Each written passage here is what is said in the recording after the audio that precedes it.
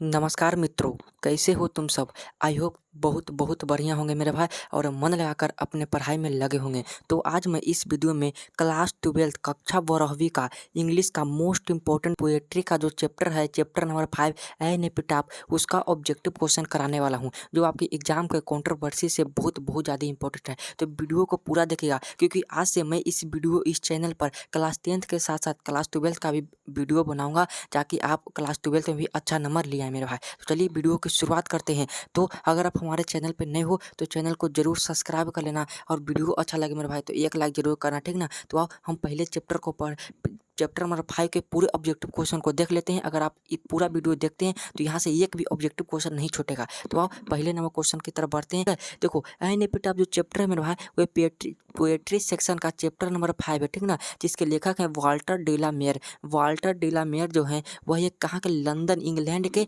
लेखक है मेरे भाई। यह एक मेटाफिजिकल पोयम है, याद रखना। एन एपिटाफ जो है एक मेटाफिजिकल पोयम है, शोक गीत है। किसी लड़की के बारे में, विश्व सुंदरी के बारे में यह कहानी, यह जो चैप्टर है बताया गया है। तो चलिए बहुत ही अच्छी तरीके से हिंदी एक्सप्लेनेशन के साथ मैं पूरी तरह से बताने की कोशिश करूंगा। तो यह मेरा पहला वीडियो है मेरे भाई, अगर थोड़ी त्रुटि यानी गलती भी हो जाए तो मुझे माफ़ कर देना, ठीक ना। मैं पूरी तरह से कोशिश करूंगा आपको समझाने की। तो क्वेश्चन पहला है, एन एपिटाफ इज मतलब जो एन एपिटाफ वो क्या है, स्टोरी है या ट्रेवेलोली है या ऐसे या पोएट्री है। तो मेरे भाई जो एन एपिटाफ है वह एक पोएट्री सेक्शन है, ठीक ना। हम पोएट्री का कौन कैसा पोयम है, तो मेलनकोलिन पोयम, याद रखना। मेलनकोलिन यानी कि शोक गीत है, ठीक ना। अगला क्वेश्चन आपके सामने यहाँ पे कहता है, दूसरा नंबर क्वेश्चन है कि Walter de la Mare is a famous as मतलब जो वाल्टर डेला मेयर हैं वह किस रूप में प्रसिद्ध हैं। तो मेरे भाई वह एक चिल्ड्रन पोएट के रूप में प्रसिद्ध है, याद रखना। बहुत ज़्यादा इंपॉर्टेंट क्वेश्चन है, क्या कि देखो जो वाल्टर डेला मेयर है, वाल्टर डेला जो मेयर कवि हैं वह चिल्ड्रन बच्चों पर बहुत ज़्यादा कविताएं लिखते हैं, इसलिए children poet is a right answer हो जाएगा।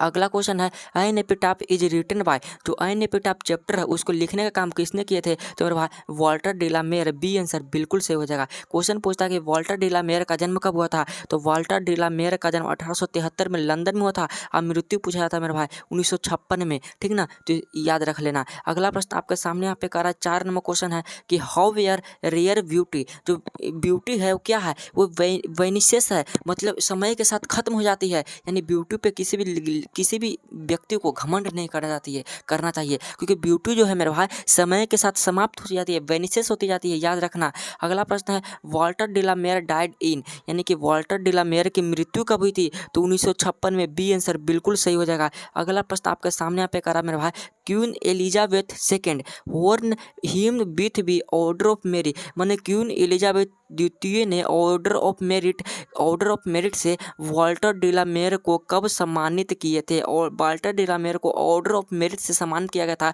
सन 1953 ईस्वी को क्वीन एलिजाबेथ सेकेंड के द्वारा, याद रखना। बहुत ज़्यादा इंपॉर्टेंट क्वेश्चन है। अगला प्रश्न है, Walter de la Mare was born in, तो इनका जन्म कब हुआ था, तो 1873 ईस्वी को इनका जन्म हुआ था। अगला प्रश्न आपके सामने करा, the poet express his sad feeling for a, मतलब जो पोएट हैं वो एक्सप्रेस करते हैं सैड माने कि बुरा फीलिंग किसके लिए करते हैं, तो एक ब्यूटीफुल लेडी के लिए, डी आंसर बिल्कुल सही हो जाएगा, ठीक ना।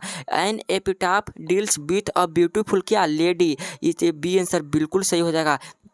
कहता है, the lady maintained in the poem an epitaph belongs to, जो द लेडी है वो कहाँ से बिलोंग करती है, तो द बेस्ट कंट्री से। मोस्ट इंपॉर्टेंट क्वेश्चन, याद रखना, बेस्ट कंट्री से वो बिलोंग करती है, ठीक है। अगला प्रश्न आपके सामने कर रहा है कि the poetic device which is used in the poem an epitaph is, मतलब जो पोएटिक डिवाइस है उसको यूज किया गया एम्बिग्यूटी के तौर पे किया गया, ठीक ना। The term crumble use the poem an epitaph means to, मतलब इस चैप्टर में क्रम्बल का मतलब क्या होता है, याद रखना। When I crumble will be I crumble you will remember, जब मैं मर जाऊंगा तो तुम्हें क्या कौन याद करेगा, तो क्रम्बल का मतलब डाई होता है, मर जाना, ठीक ना। बहुत इंपॉर्टेंट क्वेश्चन है, तो क्रम्बल का मतलब होता है डाई, मर जाना। अगला प्रश्न आपके सामने करा मेरा, the tone of the poem an epitaph means to, मतलब ये यह पोयम किस टोन को दर्शाता है? मेलनकोलिन पोयम है। बी आंसर बिल्कुल सही हो जाएगा। कहता है कि who was composed the poem an epitaph, किसने कंपोज किया एन एपिटाफ को? तो Walter de la Mare. A answer बिल्कुल सही हो जाएगा मेरे दोस्त।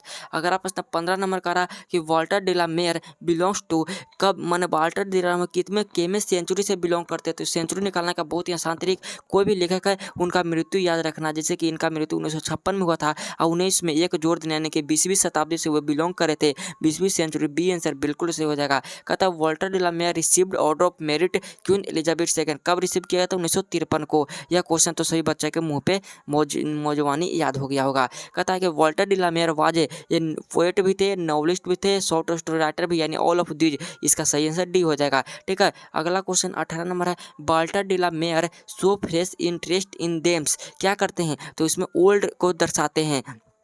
ठीक है, Walter de la Mare has written the poem, बने वॉल्टर डे ला मेयर किस पोएम को लिखे थे? तो बच्चों को तो आपको याद ही होगा मेरे दोस्त, एन एपिटाफ। क्या? एन एपिटाफ चैप्टर को लिखने का काम किए थे वॉल्टर डे ला मेयर। अब 20 नंबर क्वेश्चन करा कि वॉल्टर डे ला मेयर ने ये ह्यूज नो डेड, मतलब कि वो कहते हैं कि कौन मर जाएगी, कौन है जो मरी हुई है? तो लेडी एक जो है मरी हुई है, beautiful lady. The poet feels that after his death no will remember her, यहाँ पे डैश क्या भराएगा? रिमेंबर। क्या भराएगा? रिमेंबर। सी आंसर बिल्कुल सही हो जाएगा। कहता है कि the poet thinks that is not everlasting, तो इसका सही आंसर मेरे भाई ब्यूटी जो होती है वो कभी निश्चित समय के लिए ही रहती है और फिर मर जाती है। कहता the lady who is died lies in the, कहाँ पे लेटी हुई है? लेडी है वो मरी हुई है, मरी हुई कहाँ लेटी हुई है? तो मेरे भाई वो ग्रेव में लेटी हुई, मैंने कि वह क्या एक शमशान घाट में। ग्रेव मतलब होता है शमशान, अथी वहाँ नहीं बोलते हैं, जो बक्सा रहता है, बक्सा अथी चिता पे लेटी हुई है। ठीक ना, तो मेरे भाई अगला प्रश्न आपके सामने करा कि light of step and heart was she is taken from, तो मेरे भाई मैंने वो लड़की जो है घूमने फिरने की काफ़ी शौकीन थी, तो यह चैप्टर जो है एन एपिटाफ से लिया गया है। कहता है कि एंड व्हेन आई क्रम्बल, जब मैं मर जाऊंगा तो हु विल बी रिमेंबर, तो तुम्हें कौन याद करेगा? रिटन बाय, कितने लिखे थे? तो वॉल्टर डे ला मेयर लिखे थे। और यह कहाँ से लिया गया है? तो एन एपिटाफ चैप्टर से लिया गया है। ठीक है मेरे भाई, अब लास्ट क्वेश्चन 26 नंबर क्वेश्चन करा कि an epitaph is written by, तो किसने लिखे थे? तो वॉल्टर डे ला मेयर। ठीक है, तो मेरे भाई मैंने यहाँ पे चैप्टर नंबर 5 पोएट्री से 26 क्वेश्चन करा दिया। मैं उम्मीद करता हूँ कि आपका 26 में से 26 सही होगा मेरे दोस्त। तो अगर आपको यह वीडियो अच्छा लगा होगा तो ज़रूर वीडियो को लाइक कर देना, और चैनल पर नहीं हो तो चैनल को जरूर सब्सक्राइब कर देना मेरे भाई, क्योंकि हमारा टारगेट है क्लास 12th में 450 प्लस लाना 2026 बोर्ड एग्जाम में, तो मैं ज़रूर निभाऊंगा मेरे भाई। ठीक ना, तो चलिए मिलती इस तरह के अगले वीडियो में, तब तक के लिए जय हिंद, वंदे मातरम, मन लगा कर पढ़िए।